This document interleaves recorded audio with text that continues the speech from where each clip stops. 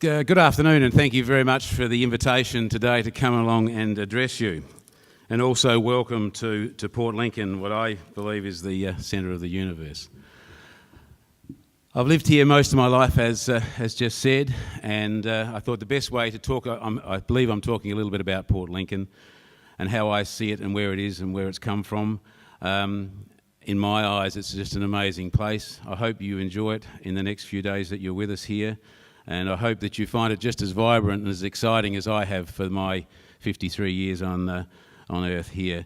So I thought I'd just walk through a few things. Obviously, I was born in the early 60s, and I grew up in Lincoln. And in the 60s and the 70s, Lincoln was really it was the pioneering days. The fishermen were wild boys. They were moving and migrating here from all over of Australia, mainly from Eden and in the fishing ports on the eastern seaboard. They were characters. The fishing boats were wooden leaking boats that how they ever floated I don't know, but they did, and they braved some wild seas as they started to find new fishing grounds to the west of Port Lincoln and of course into the Great Australian Bight. In those days, the tuna boats had come into the wharf when we were kids, and we used to live on the beach, either surfing or sailing, camping. It's just an amazing part of the world here. For those that don't know, our harbour is 3 times the size of Sydney Harbour, largest deep-sea natural port in the southern hemisphere. Adelaide would have been here if they thought there was going to be more water. Thank Christ it isn't. You guys would have ruined it. But we still have a great affection for you fellas over the other side. So the fishing industry, the tuna used to come in on the decks and in the bilges and covered and bruised and battered. And if you'd seen those fish that have been laying in the sun, there's no way you would have ever eaten it. But of course it was stuck into cans and sold all over the world by Safco and John West and every other one. We now have the only tuna cannery in Australia. The only other one that Heinz had was in Eden. That's now closed. So every tuna you eat out of a can that's Australian made comes out of this beautiful city. But the industry, they were tough going. And of course, it was in the 70s where they actually really started to see money coming in for their hard-earned work, for back-breaking work. But they were still doing it tough. They poled tuna onto the boats. We also seen the prawn fishing industry developing, which has now grown into the best, recognised as the best managed fishery in the world. And if you would have seen, unfortunately you won't see all the boats because they're at sea at the moment. They fish on the dark of the moon, which is now, but when, of course, in the next few days you'll see them coming back in to unload. We also had the crayfishing industry in its very early days and the abalone industry. And these guys it was building very, very quickly, but they were tough times. Moving into the 80s, the town was supported by fishing and, of course, the on-land farmers. We have a very strong grain industry. We have very good cropping in the area. But the town was quite small, and it was built around the characters in the fishing industry in those days. In the 80s, things started to change. The boats got better. The crayfishing boats got faster.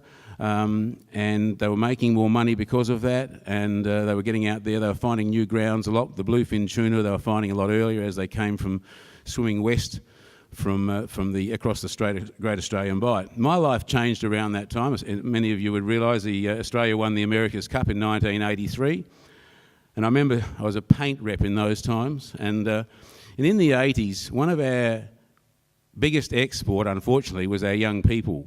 The government started to shut down apprenticeships, so young people coming out of school used to take apprenticeships. So then everyone decided that really the only option then, if you couldn't get work, was to go to university. So our biggest export out of this town was young people, and they all started going to Adelaide for university. And those that didn't go, they were either dumb or thought, well, let's hang around here and see what they could do, or got involved in the fishing industry. And they were tough times for Lincoln. And then as the times went on, I was, as I said, Australia, I was a paint rep for British Paints in those days. And I remember Australia won the America's Cup, and I was sitting in a motel room in Whyalla, and I thought, shit, I'm going to sail in this. It's coming to Australia. I'd done a lot of sailing around here and won a few state championships and things, but nothing of any note. But I thought, no, I'm going to put my name on the list. So I was very lucky to go through a selection process, and I ended up going to getting selected on the crew of South Australia.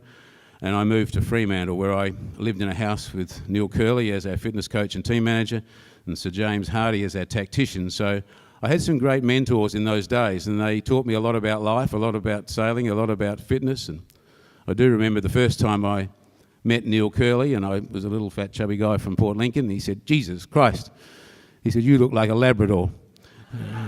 And I said, "Oh, thank you." And I didn't know what to say. And he said, "Well, I've bloody finished with you, you'll look like a greyhound." And I said, "Oh, fair enough." And they were tough days, but they were great days. Best part, some of the nicest times of my life. I got involved with the sailing. I was lucky to progress through to be the navigator, Jim Hardy's navigator on the yacht. And I was lucky when the South Australian got eliminated, I was picked up as the navigator on the New South Wales yacht, Stake in Kidney. Australia went on to lose the America's Cup, so that was my professional yachting career went out the door a little bit, but I did continue to sail on a professional basis on ocean racing yachts. So after the America's Cup, I came back here in '87, and a lot had changed. I just felt this absolute winds of change were happening to Port Lincoln. In the old days, you look out across the sea there, and all of the fishing fleet would have been anchored there. All of those boats you see in the marina, there weren't that many then, but they were all anchored on swing moorings across the road. And every time we had a northerly storm, those boats would wash ashore onto the beach to break their moorings. Great scenery, but terrible for the fishermen.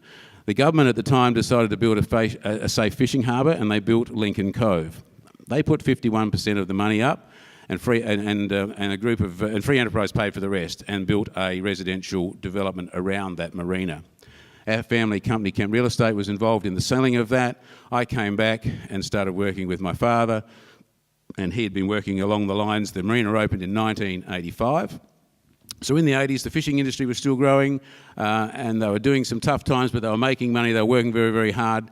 But Port Lincoln was coming alive. The marina opened up all sorts of things. We had people bringing their big powerboats to Port Lincoln because it gave them the ability to leave them here. They could go game fishing for tuna, sharks, and all the scalefish, snapper whiting, that we have here. And plus we have 16 islands, the Sir Joseph Banks Group, very close by for cruising, fantastic cruising waters, best cruising waters in South Australia because of the islands. So the town started to change, and the fishing industry now had this safe harbour. Real estate prices were doubling about every 6 or 7 years. It became a great place to invest. We had interstate investors, we had Adelaide investors, especially those with boating interests, and everything started to come together.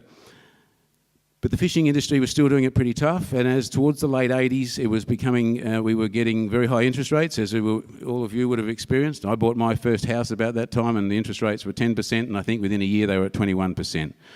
For us in the real estate game, it was tough. And it was very, very tough for families living in the regions that had their children wanting to go to university. They had to pay those fees. They couldn't afford the houses, and we were in tough times. We then followed, very shortly after that, we had the recession we had to have, which was great. You'd all remember that. Thanks, Paul Keating. So that, on top of what was happening here, things were pretty tight. And enter fish farming. Some of our fishermen had gone to the South Pacific, the Solomon Islands, to try and catch tuna. That was very unsuccessful. The government put some pretty tight restrictions on them over there, and two of our major companies went into receivership, and the town was tough. Unemployment was very, very high, and the fishermen at that time were eyeing off the very lucrative Japanese market, where the Japanese had this huge desire for fresh fish, and sashimi mainly in the tuna industry. So the tuna guys, as I said, they've all got balls, and they have, well, we used to say they got balls the size of watermelons. They had a go at anything, and they really got into it. They said, we've got to get into fish farming to value add to our fish and get a better dollar for them.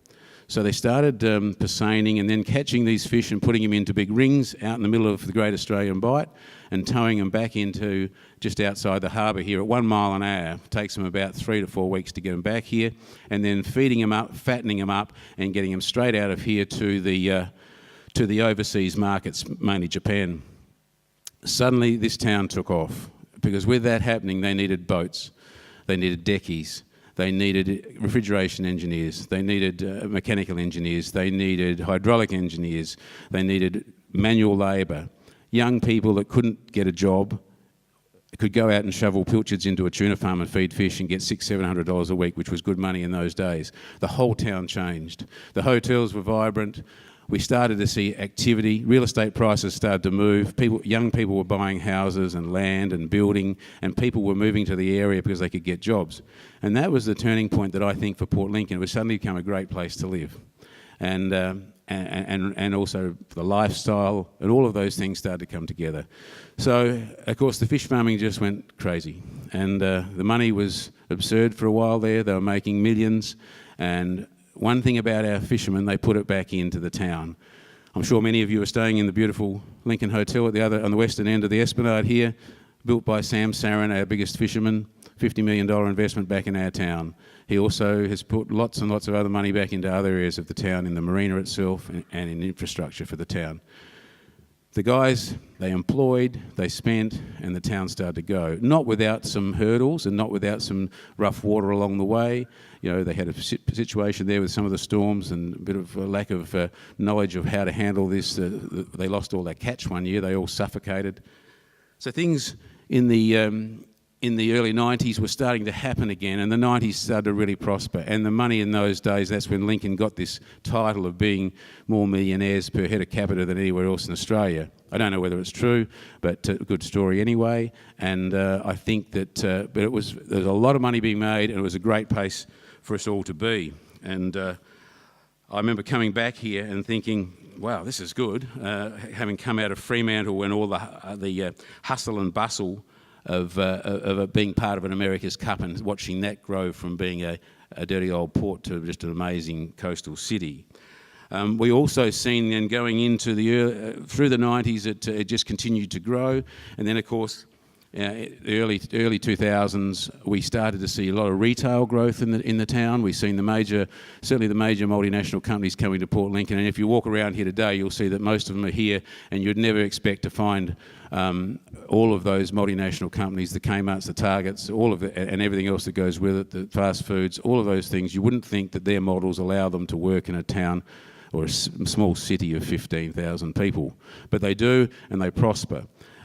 So we started to see a real transformation in the town, and everything was saying, good, this is so good, where's it going to go next?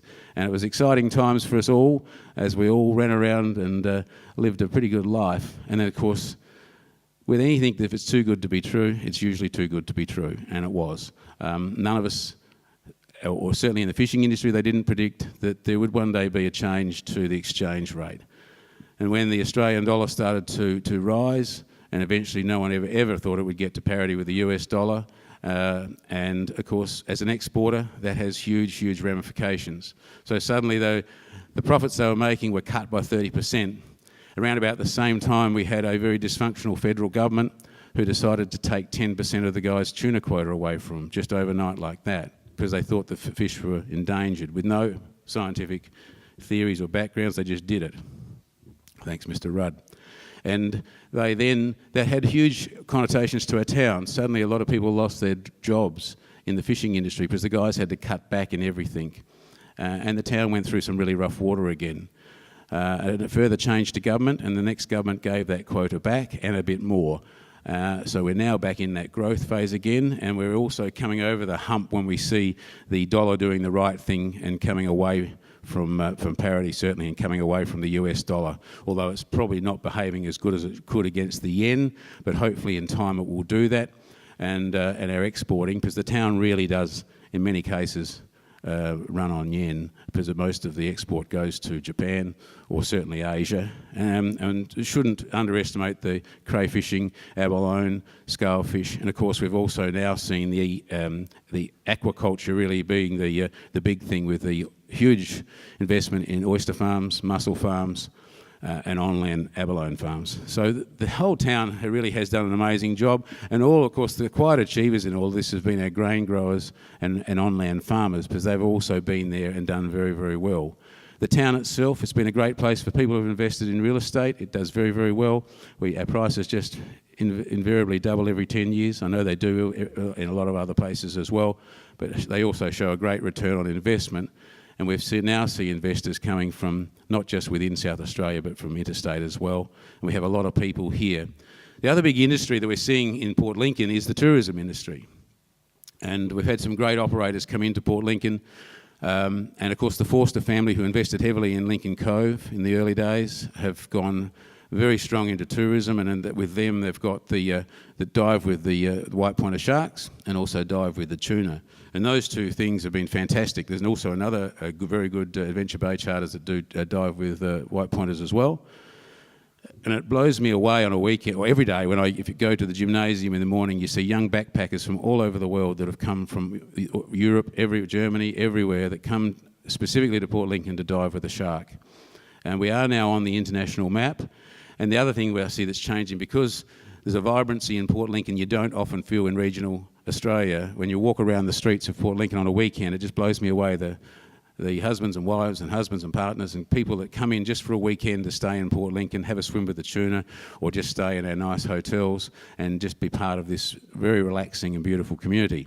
So we've come a long way since those very early days. It's still, we have a long way to go, because when you're very reliant on one or two industries, it can be very difficult. But I think, where do we go from the future? I think mining, I don't think we're going to see anything on this peninsula. It's been a bit of hype, but in my opinion, we won't see much there. But certainly the oil and gas seems to be very strong at the moment. There's good research. There's a rig operating out in the Bight now, and they are spending lots of research money. So it would be fantastic to think that may be one of the next industries that comes to our beautiful city, or we can be at least part of that oil and gas expansion, because that would just really top things off. We have amazing facilities here for anyone that wanting to move to Port Lincoln. If you're not totally embedded in Adelaide, we have fantastic health facilities, we have a great lifestyle, we have great beaches, we have great horse racing, we have great yacht racing. I think retirement is something we're seeing a lot of. We're seeing people retire from all over the peninsula, from Adelaide, and we're also seeing interstate people coming here that have holidayed for a long time, buying properties in Port Lincoln or on Lower Eyre Peninsula. So those things, there's a bit of excitement around. And of course we have one of the best yachting harbours in the world for anyone that enjoys boating and fishing. So I don't think when I was growing up, I often used to hear it's a handicap to live in a regional area, and often you'd read in the papers, the poor regions. Well, I don't think it's always a handicap. Living in a regional area has been fantastic for me. It's been a great opportunity. I absolutely love it. We've got a house in Adelaide. Our two daughters live in Adelaide, but we just can't wait every time we fly into Port Lincoln or drive in and drive over and look across that harbour and think, we're home, thank God it's home. It is a beautiful place to live. And I think that you'll see there's a lot more to come for Port Lincoln. And we're very lucky in that we have a backbone of the fishing industry and those local industries. So we're not so much affected by the Holdens and the submarines and all of the things that perhaps affect the rest of the state so much, especially Adelaide, because we are a little insulated, because we have a very strong local industry that's recognised as a world leader in producing fresh seafood right across this beautiful world, right across the international markets. So that's a little bit of a story about Port Lincoln. The best advice I give you always buy an investment property here before you go home on Monday. And I'm happy to see you out the back soon. But just please enjoy the rest of your stay here in Port Lincoln. We love hosting you here. It is a beautiful, vibrant regional city that has so much to offer. So I hope you do get a chance to get out and about and enjoy some of the great food and wine, and just enjoy the hospitality that country regional cities offer. So again, thank you very, very much, and enjoy your stay here.